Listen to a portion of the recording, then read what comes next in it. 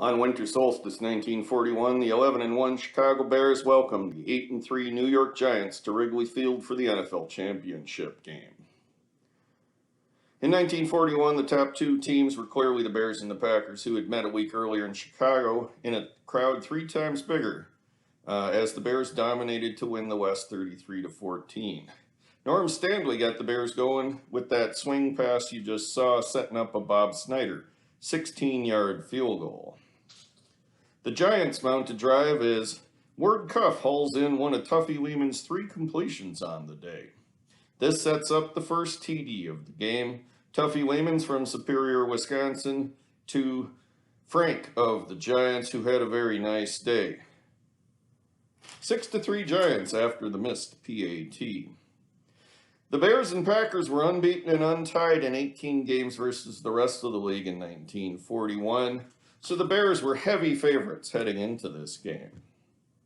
The Bears had scored 429 points in 12 games, an average of 36 per game, and 156 points more than the second-best Packers.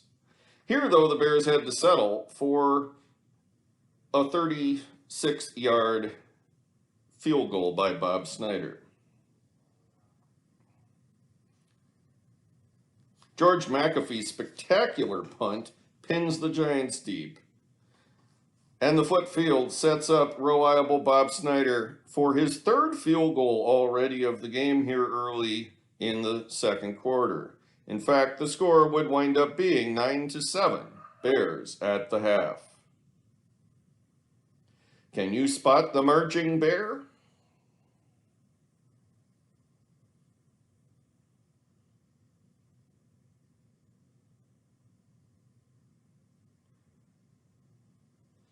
George Frank, who already had a touchdown for the Giants, scampers 34 yards early in the third quarter as the Giants threaten to take the lead.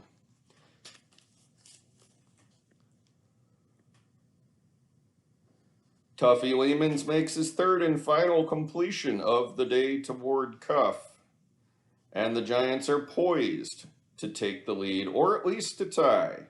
In fact, tie is all they were able to muster, as Cuff himself not only makes the catch, but boots the tying field goal. 9-9. Game on.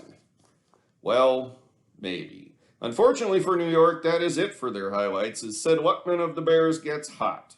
First he hits Dick Plassman. Then he sets up 1st and goal with a toss to John Siegel. 8 different Bears caught Chicago's 11 completions on the day. The go-ahead score came on this 2-yard scamper by Norm Stanley in his rookie season.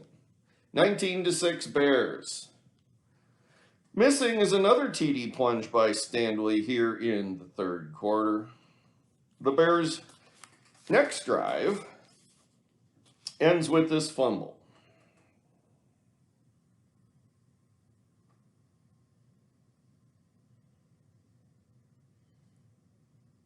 In the fourth quarter, Tuffy Lehman's is harassed into this interception.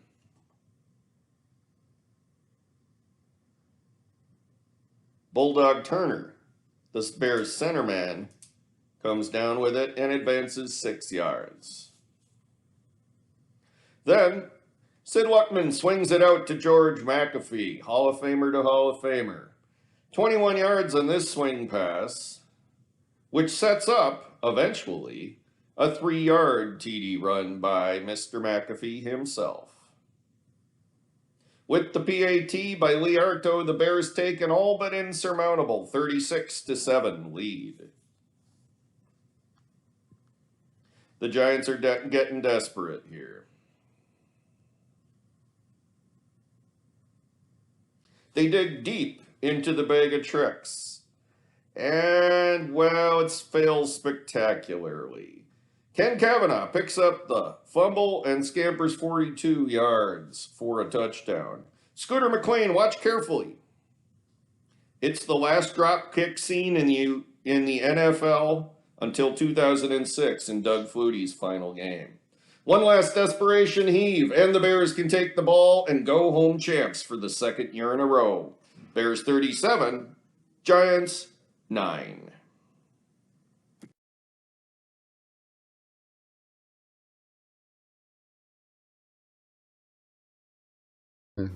Our 40 team wasn't as good as 41. The 41 team was a juggernaut. The average 36 points a game, the highest in franchise history, demolishing teams en route to a 10-1 mark and a second straight championship game appearance. The Giants never had a chance. The Bears annihilated New York 37-9. In fact, Norm Stanley gained more yards rushing that day than the entire Giants team.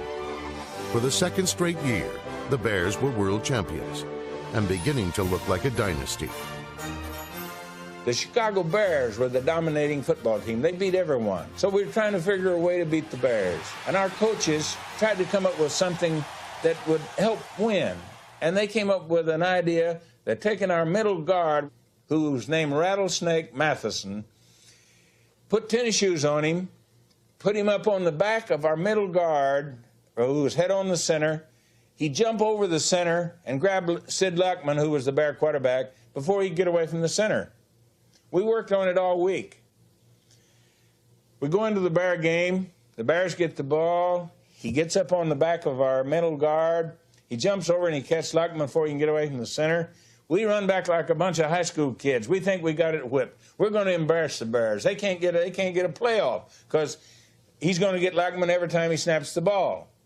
Well, the second play, he gets up on the middle guard's back, and he starts to jump over the Bear center, who was Bulldog Turner at that time, and Bulldog raised up with his helmet, boom, just like that, in his groin.